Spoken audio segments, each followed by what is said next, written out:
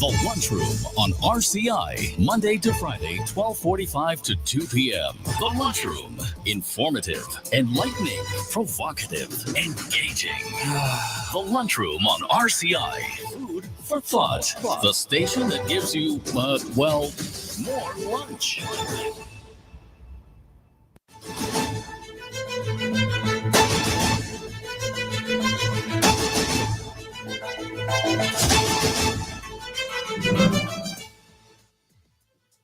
Good afternoon, everybody. My name is Obandolo, and I am sitting in for Calix George Jr., and we are all in the lunchroom this afternoon. As always, let me tell you the four principles that determine the nature of the debate, the nature of the discussion that I will have with you. Number one, nothing is absolute. Number two, reality is composed by the individual.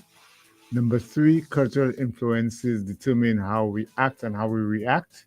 And number four is that the supernatural does not exist. As always, we start with this day in history, 21st of February, 2020, 21st of February. In 1797, Trinidad, West Indies, which was a Spanish colony, surrendered to the British. In 1844, in 1842, the first known sewing machine patent was given to John Grinnell from Washington, D.C. Interestingly enough, in 1858, Edwin T. Holmes installs the first electric burglar alarm. So we've been having burglary for a good long while now. In 1864, the first U.S. Catholic parish church for black worshippers was dedicated in Baltimore. In 1878, the telegraph manager George Coy of New Haven issues the world's first telephone directory. That directory had exactly 50 subscribers. In 1947, the first instant developing camera was demonstrated by Edwin Land at the Optical Society of America in New York City. By the way, when we talk about the instant developing camera, we were very familiar with them in St. Lucia, and we call them Polaroid. So you remember that. In 1961, on this date, Radio Caribbean International in St. Lucia began broadcasting. It is recognized now as one of the oldest radio services in the Eastern Caribbean, initially serving as one of the country's two stations alongside Radio St. Lucia during its early years. And in 1965, civil rights activist Muslim minister Malcolm X is shot dead by a Nation of Islam followers at a ballroom in New York City. There's a little caveat, a little addition aside to that one of the persons who was accused of killing Malcolm X in 1965, it was only in 2021 that he was exonerated. Imagine that. So having stayed so long in jail and didn't commit the crime. So this was the significant events that happened on this date, 21st of February, throughout the various centuries and years. At this point in time, we shall go to our daily dish, which is sponsored by Tiles Plus. One tiles for your home, I see. Bathroom, kitchen, pantry. Need tiles for your balcony. Come down to Tiles Plus, satisfaction guarantee. Tiles Plus, Tiles Plus, Tiles Plus. Big tiles with unbeatable cost. Customer service, A+. Need all kind of tiles. Come down to Tiles Plus. We also got gasway and vanity. Books, doors, you'll see. Come down to mind nobody. We got the best tiles on island. Trust me. We are located Land Street in Castries, Bosses Jugozi Lanes, and Flag Street in Beaufort. Telephone number 453-7939. Tiles Plus. Serving now, the Daily Dish.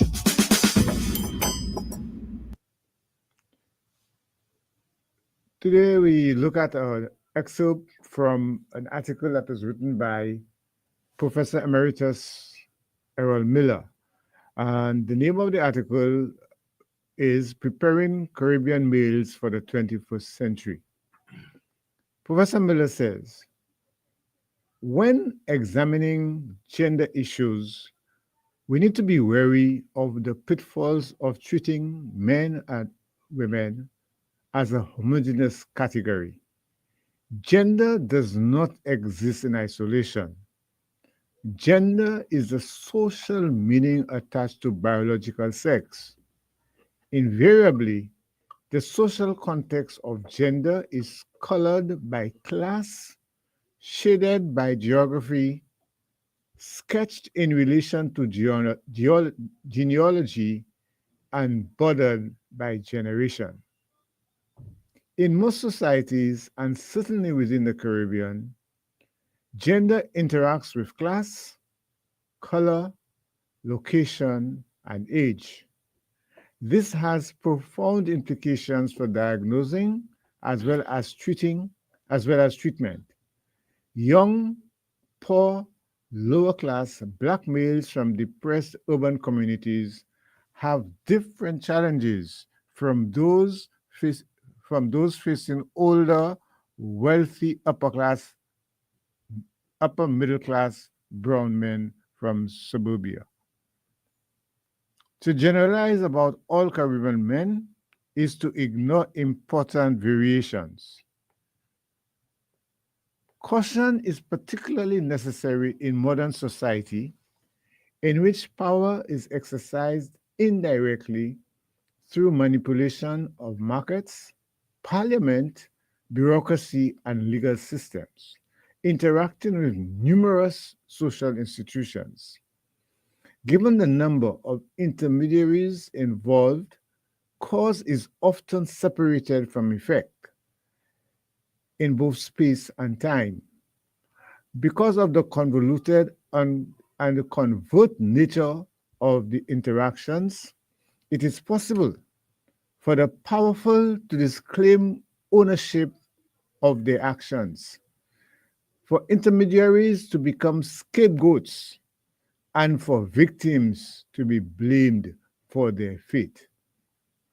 In this case and context, superficial understanding can be more misleading than enlightening, confusing rather than insightful, and artificial rather than real. Some powerful words there coming from Professor Emeritus Errol, Errol Miller, and this was our daily dish. This has been The Daily Dish.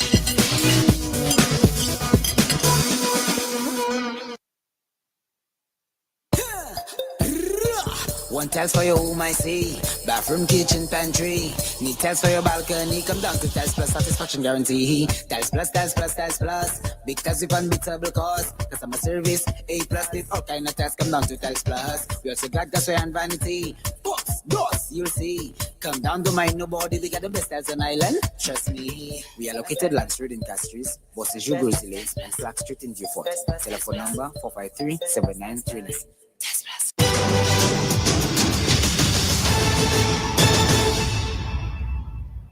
Welcome back to the lunchroom. This afternoon with me is a very special gentleman.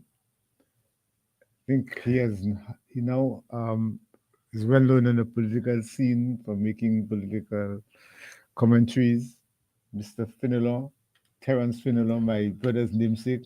Mr. Finelon, how are you doing? Good afternoon, comrade. I can use the word comrade. Yeah, you use the word comrade. Viewers, listeners, yeah, I'm doing all right. Pleasure to be here. As a matter of fact, it's a pleasure to be anywhere. Yes, I'm doing fine. I'm doing well. In order for us to put our discussion this afternoon in context, we have a clip from the Minister of Education, and so we're going to listen to it, and then I will get your reaction from it after so we played it.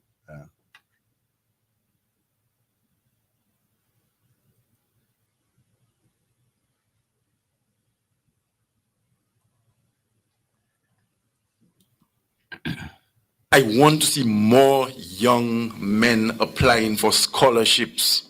It pains me to see we are sending 30 students overseas to study, and 25 of them are young ladies with only 5 fellas on that journey.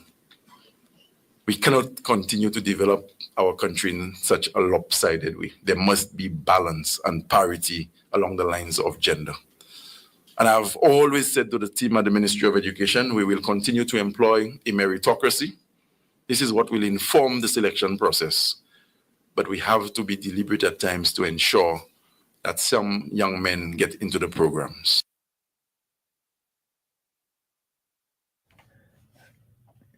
Terry, can I call you Terry? Yes, man. Yes.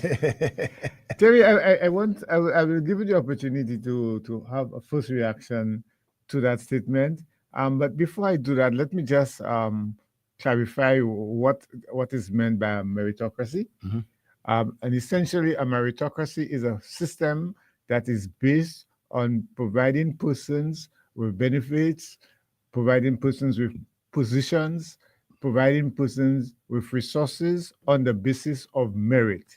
So, for example, to give an example of a system that we all know, which is a meritocracy, it is a common entrance exam, CPE. whereby people, children, they get to decide and determine which school they would go to based on their score. So, in other words, it's based on merit. Having offered that clarification, Terry, what's your take on what the minister had to say? Yeah.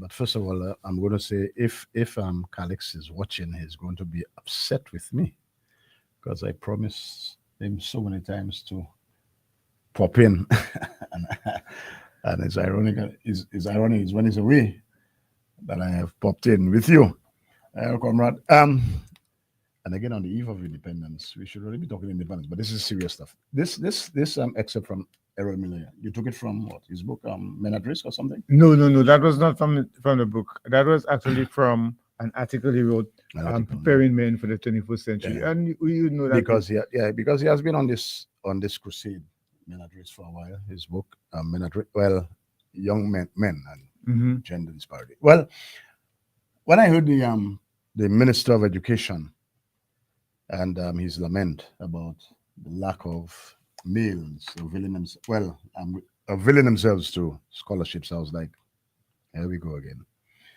Because this is really not a new phenomenon, comrade. You have been an educator, a lecturer for many years, right? And I'm sure that you would, during your course of lecturing, during your course of educating the nation's citizens, this would not have escaped you. Many a time you would see that in your classrooms, in your lecture rooms, that the percentages always seem to have been, more females than males. As I was coming here, I remember a course I was doing, literature at the time, with Giles. I forgot his first name, Professor Giles. And believe it or not, I was the only man in the classroom. You know, I'm like, yeah, Lit, I know Lit is not too sexy, etc., but it's a bevy of females on anyone. So now that we have come to this point, well, we have not come, we have been there before. It's just that the minister is highlighting what has been a problem that we have identified for years, that it seems to us that a lot of men are falling through the cracks. The ladies are availing themselves, and I guess it's how we socialize, how they have been socialized, how we bring them up, etc., as opposed to the guys, how we, have to earn, etc. And it's not surprising. I was not surprised. Okay, the statement did not take me by surprise. The phenomenon of that ladies availing themselves of higher education and other opportunities did not take me by surprise. Let me just confess, I serve on a committee, the UNIPAS committee, where we look at assisting students, citizens who are undergoing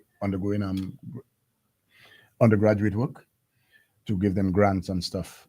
And I could tell you, Urban, of the names before us in the last semester there, we looked at about 200. We granted grants to 200 citizens. And although I did not take an official count, I can tell you without any degree of with all degree of certainty that it was more 90% females. And it is surprising that the course of study, medicine, environmental studies and stuff, the few gentlemen, you understand? So even in the applications for grants, it's lopsided. There are a lot more females. Now, there might be a number of variables, because I don't think we can we can pinpoint one thing as to why that is. But I'm sure the listeners, the viewers, will be able to tell you, well, advance some kind of explanation as to why that is. You understand? Let me just give you an example. While I was sitting in the principal's chair, I remember this young man. I'll not call his name. I'll not tell you the area. But he was just straightforward with me. He came. He just had this honest conversation with me. He sat in the chair. He said, "Sir, I'm coming here because my mother sent me. She's sending me to school." He says, "Sir, I'm saving my money, And you see, once I get my scooter, I'm out of here."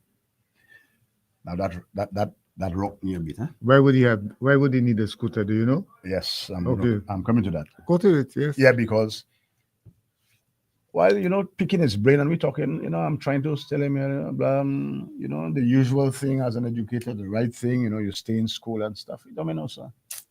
Once I get my scooter, I am out. And later investigation revealed that all his brothers dropped out of school. Why do you think they dropped out? To run their business. They have money. They have women. And they're doing all right in that life. So that is the life that appealed to him. You understand? So all the talk out there, the counselor say, yes, that didn't register with him because that made no sense. And as somebody says, you're asking these young people now, especially the men, to stay in school and get an education.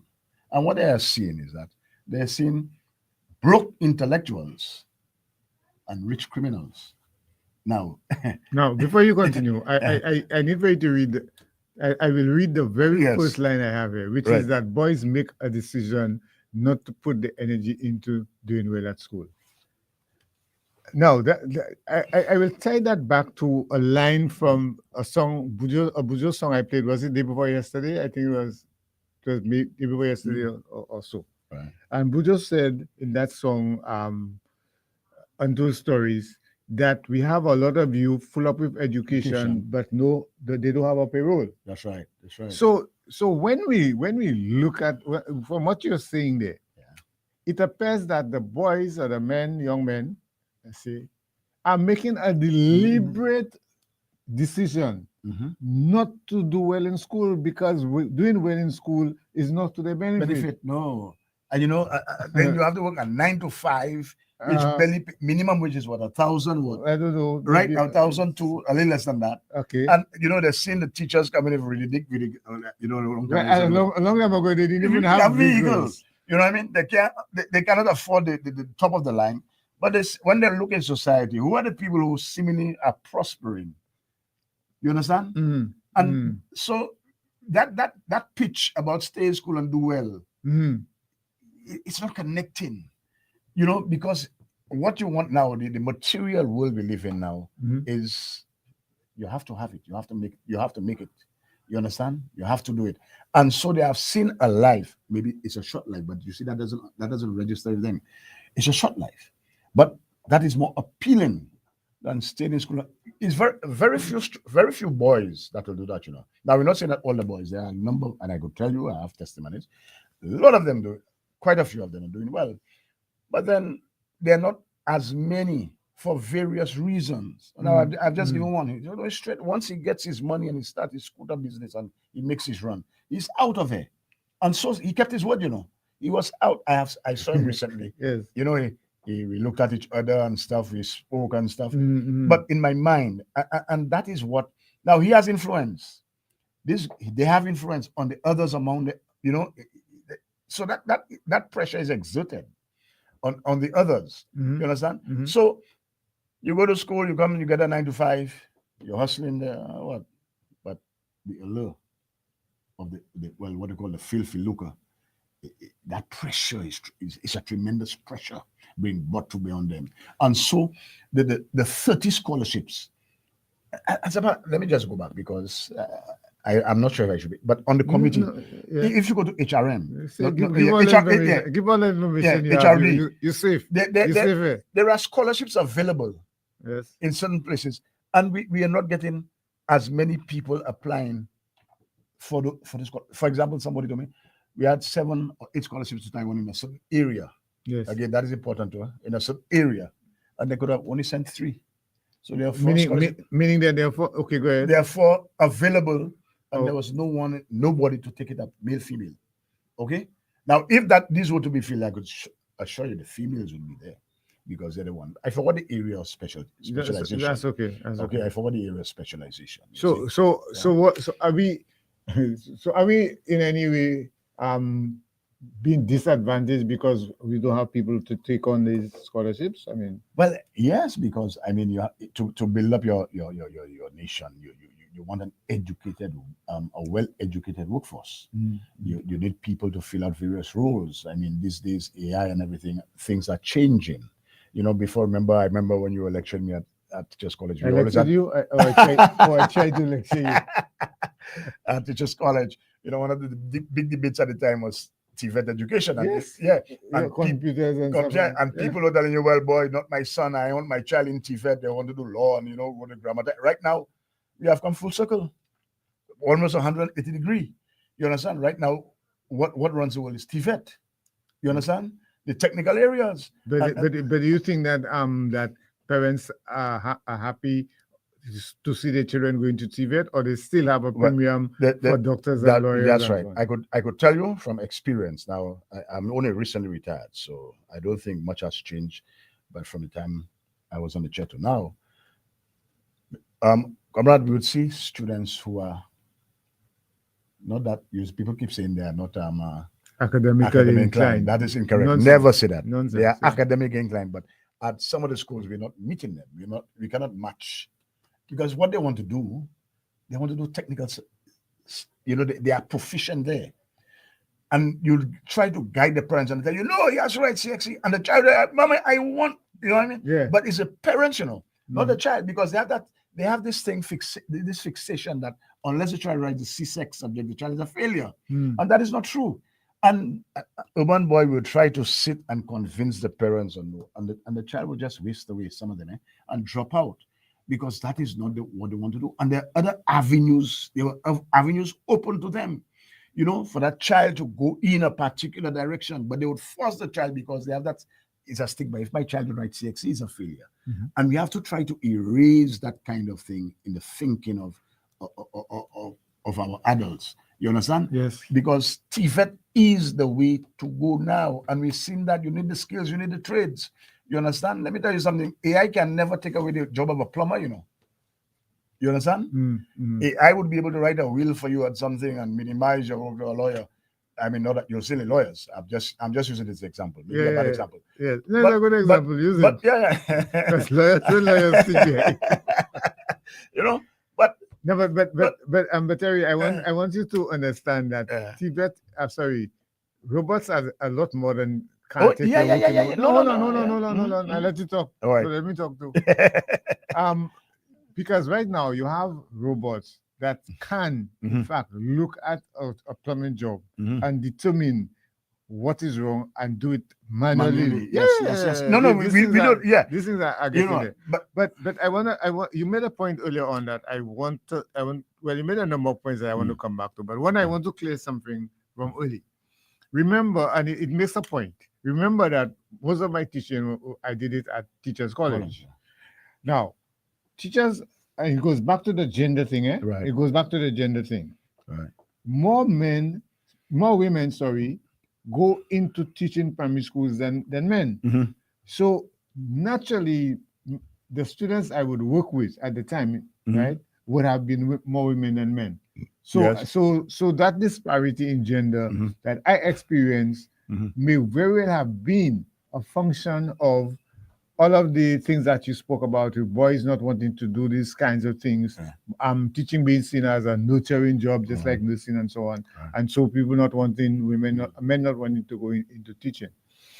But that was just a sort of to put out there for the records. You made an important point though, and you said that perhaps our audience will open the lines after we get the weather report in about 3 or so minutes. You said that the audience, our listeners, may very well be able to tell us some of the factors, some of the issues that contribute to that situation.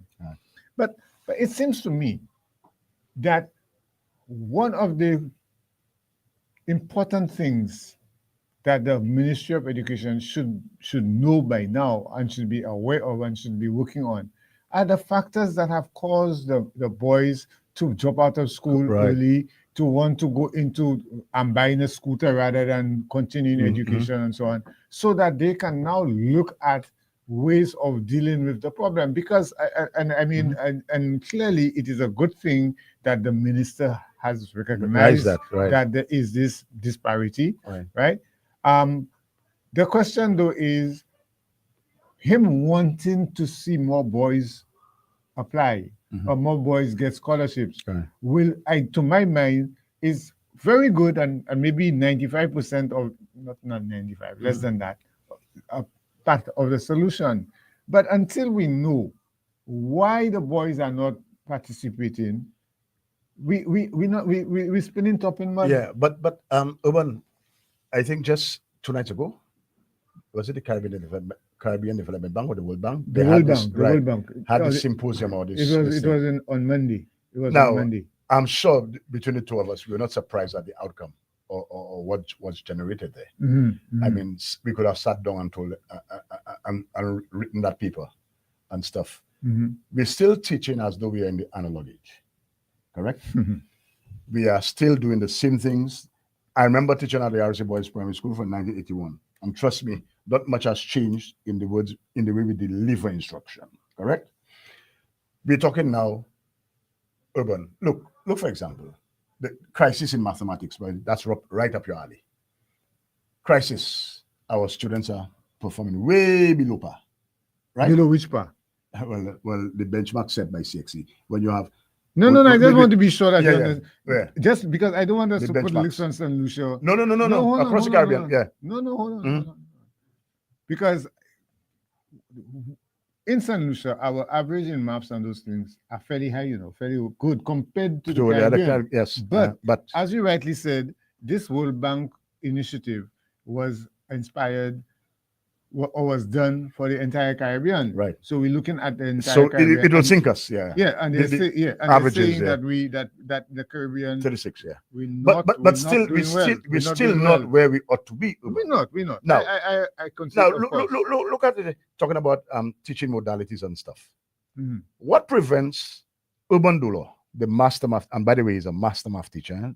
For those of you who don't know, he taught me math. When you don't forget to collect your money afterwards. Yeah, I'll do that. Now, what prevents? One of the things we know, because I didn't work in the research because we can pull it up. What prevents now Urban Dolo, who is a master math teacher, from sitting you at your home? The Prime Minister addressed the nation 2 nights ago, right? Yes. And it was live. Everybody tuned in. So why it is that the students are in the let's say the 5th formers who are preparing for CSEC, okay? Across the Caribbean, we have noticed, well, one of the problems is quadratic equations. But Mr. Dolo is an expert. So why it is that as the Ministry of Education, we cannot tap Mr. Dolo, who could sit at his home in the comfort of his own office, whether you pre-tape or something, and deliver the lecture, the demonstration lesson to all the 5th formers in the secondary schools, because we have broadband, right? We have the smart classrooms, we have everything available to us, and they have the laptops, right? Why that can happen? Okay, I will answer. I will respond to that after we've heard the news on the weather report, and we'll take it from there, because it's a very, very interesting point you raised. Island style. Oh, yeah. We got the time to make you go. We got the time to make you say, yeah. We'll have to make the right choice. Island style. Whoa. We got the time that will make you happy. Island style. Oh yeah. We make your dream come alive. In Island style. We have times and things, sets, pieces and ground. Everything you need is on the outside. For the best price and the latest style. Take a little drive down to Island Style car. We got the time to make you go. We got the time to make you say, yeah. Quality rice, service choice. It's all an Island style. Visit us at our showrooms in Belarus and Rodney Bay on the John Compton Highway, Cass Street, and behind Ruby's gas station on the Library Viewport Highway. So call us on 450-452 or 453-TILE. Island Style Tile and Bath. When you think tile, think Island Style. This is Radio Caribbean International. It's now time for the weather news.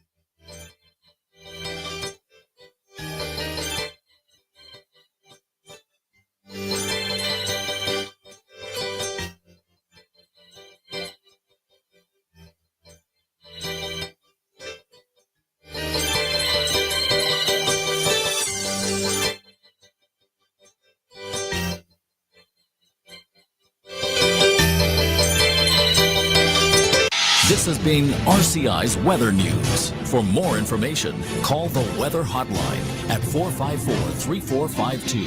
RCI 101 number 1. Island style. Oh, yeah. We got the time to make you go. We got the time to make you say, yeah. We'll have to make the right choice. Island style. Whoa. We got the time that will make you happy. Island style. Oh yeah. We make your dream come alive. In Island style. We have times and things, sets, pieces and ground. Everything you need is on the outside. For the best price and the latest style. Take a little drive down to Island Style car. We got the time to make you go. We got the time to make you say, yeah. Quality rice, service choice. It's all an Island style. Visit us at our showrooms in Belarus and Rodney Bay on the John Compton Highway, Cass Street, and behind Ruby's gas station on the Library Viewport Highway. So call us on 450-452 or 453-TILE. Island Style Tile and Bath. When you think tile, think Island Style.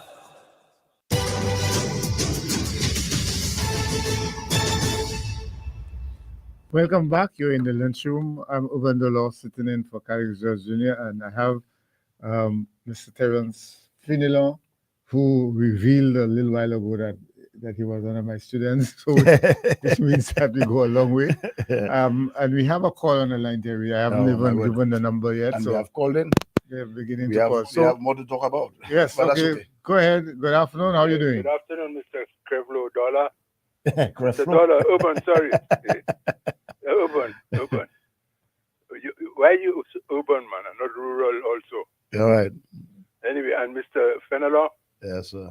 Good afternoon. Hello? Yes, good afternoon, sir. Yeah, greetings. Good days.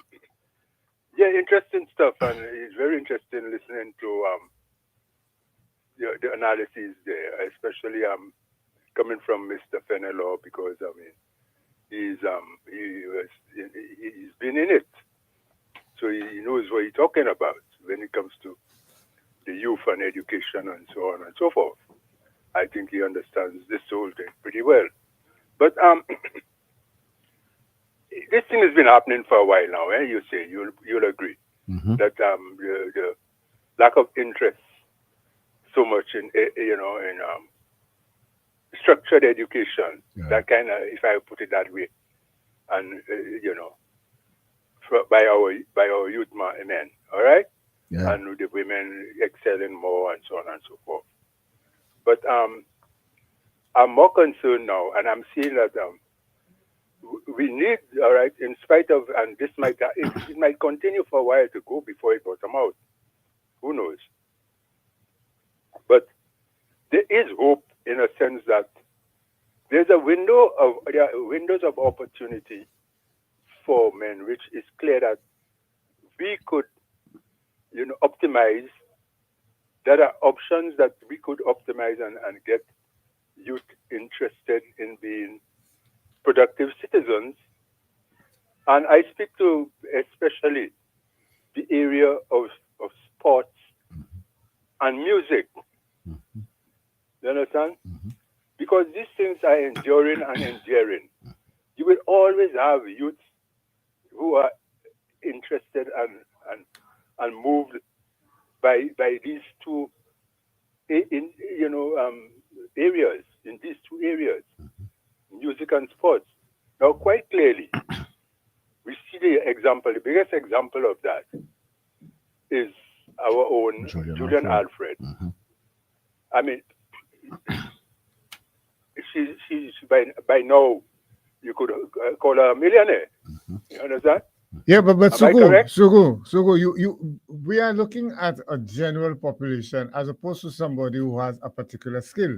Now, I happen to know that you are a mathematician. You went to Jamaica to study maths and so on.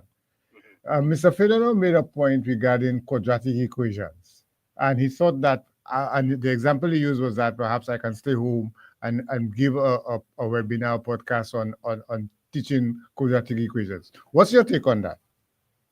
Well, that sounds good, but the thing is that being a mathematician, at the time, like you said, now, because the whole pedagogy, the methods have changed. How has it changed? How has it changed?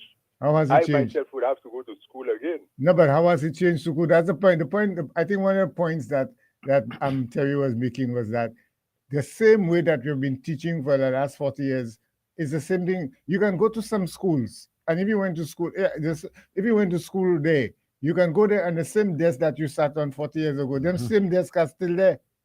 So how you telling me the pedagogy? And by the way, I noticed you give me endless plug the other day for using big words, but you come here and using words like pedagogy. Is that right? It good. You can give me plug, but I won't give you plug. I'll just point it out to you. Yeah. So you all right? I could speak now. Yeah, go ahead. Yeah. Okay. Now my point is that sports and music. Now Yes. see Yes. what that has done.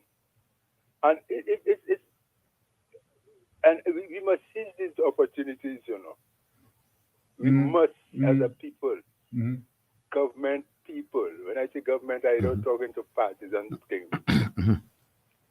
I don't know if any of you all watch say for example, cricket. How passionate the Indians about cricket. You have a population of roughly 2 billion people, and the only sport they are in where they are world ranked in is cricket. That's not true. That's not true, Suku. Those are things. Those are things you don't know.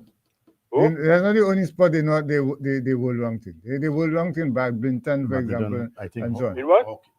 They're good in There are other few. sports. There are few Don't say it's only cricket. But go ahead. we take his point. We take his point. Yeah, we're taking your point. I don't know. When Yeah. I stand corrected, but as far as I know, and you're talking 2 billion people, Yes. and to think that we, with 180,000 people, have a gold medal,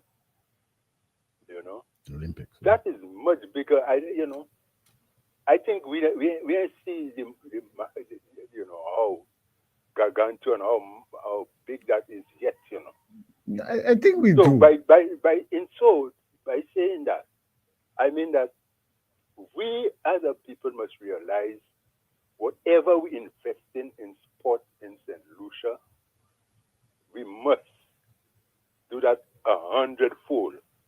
And I'm agreeing with you. $10 we should be investing at least $100. Yeah, $1,000. but Suko, I'm agreeing with you that we need to recognize all of those sports and music, as you say. I am going a little further. I will go a little further and to go back to Terry's point because he spoke about quadratic equations, and I stick on that because he brought up the example. Speak up. I'm not hearing you. Okay, all right, speak up. Okay, Mr. Producer. So from the perspective of specific aspects, let's say of maths, let's stick to the maths. What we need to do is to, in fact, involve students in activities that will require them to learn the maths that we're talking about. So, for example, I buy your idea into the music. A lot of people are into music. A lot of students love music and so on. And there are some interesting relationships among the musical notes.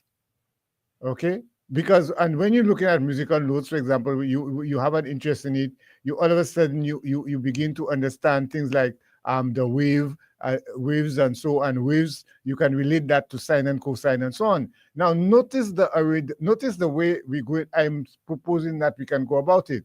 We're not starting off with sine and cosine. We're starting off with music, right? And then music now leads to the waves, and then the waves now lead to sine and cosine. So we go the other way, right? What I'm saying. No. Okay, that's what you're saying. Okay, all right. Okay, so that's what you're saying, and I'm agreeing with you. Yeah. Because just being passionately involved in sports, there are so many of these benefits. Yes, so many of these relationships. Yes. Exactly. So for example, if we look back at the quadratic equation thing, we now have to find ways of what are some of the things in real life, in a real life situation, that require the students to understand quadratic equations. For example, if you're going to hang something, right? If you're going to in art, you want certain a line or so on. If you have to understand drawing in using computers and so, while you might not be the one programming, but at least you have an idea and it can lend itself. So you have an interest and a passion, and I think you use the word passion for drawing, for art, for graphic arts and so on. And out of that passion, you now go to understand some of the mathematics and so on that's behind it. So I'm buying into the idea that we need to use some of those things. Mr. Dolo, let me tell you something. You see, my idea is that probably education for me should trigger, like Mr. Fenelon said, the young man thought that it's more lucrative to be out there, with a scooter. So education is must show them how they could advance themselves materially in life. All right, but also, very importantly, is the spiritual uplifting that comes with education. You understand? And I suspect we focusing too much on academic achievement. That's right. And not building the human being. We should first think about that. And that's where we're missing out. And how do you build the individual into being part of something, to being on a team, to value instruction, experience, and this. You started from when they're young, and you could get them to be involved in sport. All right, and you play music for them to learn. Because I remember as a youngster. Okay, so let me tell you, I have Mr. Finolo here, and as a matter of fact, if you wish to, and I make you that promise, if you wish to, I can bring you into studio next week and we can have a chat on this thing. Yes, man. But I have, because I have was a wealth of knowledge. Yeah, definitely. Why you want to bring me in? No, you would call. You would call. I'm not a wanted man. No. You never know. So, but because I have Mr. Finolo, and I want to have him to respond to what you said. Yeah. No, I hung up. Just tell me hang up on that. Gassa, hang up, Gassa, hang up. Thank you for listening. The Sugu is an elder with a wealth of experience and knowledge. Definitely. And these are the kind of people We have to tap into the brains. We Definitely. cannot just leave them out there, you know. No. I mean, and the fact that they have retired. and may have special balls, you know. Always on the beach. Yeah, the ball.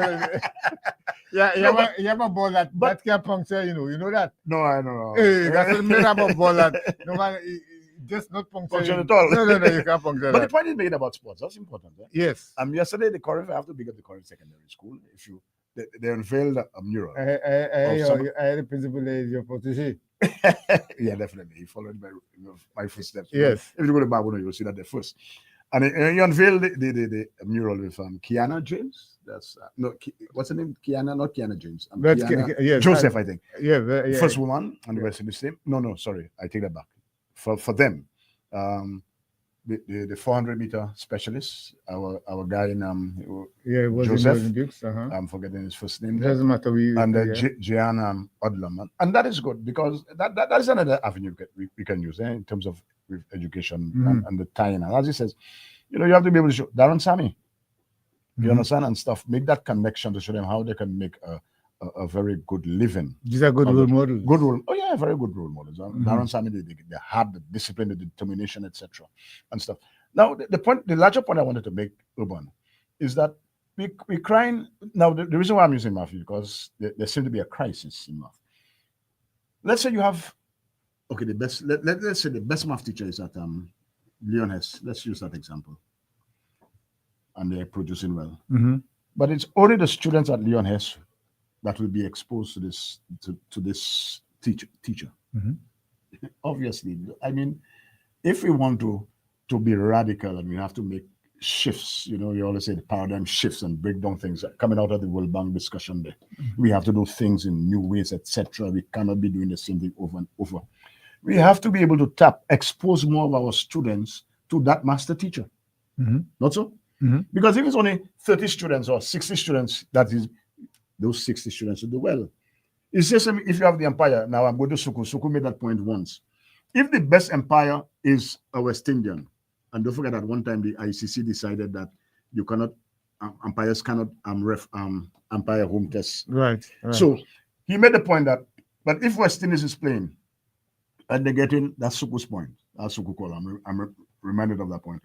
And they're playing a test match against England. They will never be exposed to the best empire. So you might get shoddy and shady umpiring decisions, right? That could affect somebody's career. You have to expose them to the best. And we have to find a way, as coming out from the World Bank, maybe at another time, Urban, we can dissect what came out of there, the talking points, because I think they were very interesting. Not that we did not expect that. I think those of us in the system understood that already. They just concretized it for us and put it out in a communique. We have to be able to expose more of our students to the best teachers that we have, whether it's English language, mathematics, science, etc. We can't have them in a cocoon, so to speak, isolated in one area and the rest, no. So we have to be innovative, and that will take political will and an education system that is organic and dynamic and receptive to change and trying new things, If we continue doing what we're doing now, we will continue getting the same results, and we'll cry every year that we cannot find a men to do things. We cannot. Some schools are failing, students are falling by the wayside because we spinning top in mud. We have to be radical. We have to decide to change and try new things, new modalities. We have to lead the way.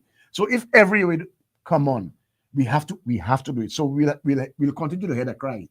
We are not having men coming up, taking scholarships, going and study. Yeah, because we're not meeting them. And I remember, let's go way back, Dula, when we did the research. They're saying a lot of what we do, and let me try to couch that properly. It's as though teaching is feminine. For example, you have boys, and what you're telling the boys, you give them the topic. They're at the beach. Why don't want to write about that? Some boys want to write about my adventure with my truck. But you see, the teacher comes already for a predetermined topic, and that male is not interested in that. He wants to write about Superman. He wants to write about going off road with his grandfather or his father. You know, go in and catch cribish by the river. But then you come in for a boring topic, and that is what he must write on. And then he fails. Well, sorry, he does not write up to your expectation. You say he's a failure. He's not. Give him a topic that he's interested in. Allow him to flow, and you'll see a difference. And our system, unfortunately, is kind of you pigeonhole a lot of our students in that way. And then when they don't perform to your expectation, you blame them a failure. You make a good point. The point, however, is ameliorated. Well, sort of. What's the word I'm looking for now? You see, ameliorate come, but sukuta. But what you just said there is sort of. Let me use a comment. Is influence. That's a good word. Is influenced by a realization that the higher percent of persons who cannot write properly and read properly are boys. Right. So regardless of what topic you give them, Mr. Finelo, they will be unable to write it because they have skill they lack, and that's what the World Bank. One of the things they say is that our students lack foundational skills, and as I said, the majority of them who lack the foundational skills are the boys from the lower economic level. By the way, go ahead. But if you allow them from early, it's the free flow, and allow them to do the things and write and talk. Don't forget speech, listening, writing. Allow them to flow in the areas that they're interested in, not what you predetermine for them. Right. Then you may find less and less of those deficiencies as they grow up, because you have to tap the interest. And if the interest is not piqued early, you are killing them and stifling them from that foundational stage. They will continue along that line. So we have to change the teaching strategies and the deliveries. And another thing, you with me, and I actually was in. I actually got a recording of the World Bank team because I couldn't be there because I was here at the time. I even got the presentations and so on. Right. So I'm very familiar with some of the things they spoke about. One of the things they spoke about, Mr. Filano, was that we don't have enough data. We're not measuring enough, and we're not measuring at the right time. I had a conversation with a lady who is clearly was into education, and she made the point, which I will share with you and with the listeners, that we have minimum standards. But we have minimum standards, and we test the students in grade 2. That's the third year of the school. But by the time they get to grade 2, they should have acquired certain skills required for learning how to read and write and so on. But if by the time they get to grade 3 is the first time you're finding out where they are in terms of where they're supposed to be, you already have them a year or two behind, and so you're always playing catch up. But right, no, that's great. That's great. Now I have grandkids, okay? So you have children? Yeah. No, because some of them have grandchildren, they don't have children. That's true. Some of them making their own grandchildren. Let me tell you. Let's take my both of them. Well, one writing CPA this year. The other one just went into kindergarten. You enter kindergarten just from preschool. Preschool. And after a month in kindergarten, these children are given pencil and paper test. Now, I mean, I don't want to blast out the education. Blast. If you have to blast. They will sit down and have a pencil and paper test. They cannot, I mean, the motor skills are not even yet developed. These are children who just come from an environment of play. They have to sit down quiet. And you know, when you go to a school, especially and you don't have your son, you say, oh, good school, disciplined school. You know, because the children are playing, they have to listen and they're quiet. Nothing's happening. No play. Now, at that stage of the child's development, some of them having a 10-page English test, you know, 5 and 6 years of age, you know. I don't know. Just no. But I can't believe that. You cannot believe that. No, I can't believe that. But we have to come back and. In fact, no, you can. But I am telling you, because you see, our system is just that the child come and everything. Sorry, no, because this is a vexing topic. This is a vexing issue. Urban, you coming from preschool, preschool, where you're in an environment of play and you're running around. Go to the Japanese system and Finland and stuff. And these children, after 1 month, their motor skills are not even there. They have to hold a pen. And then you have a test, serious test, at month end. 10 pages, some of them, and I'm like, you have to be insane. And you do not expect these children to have problems as they continue along the line.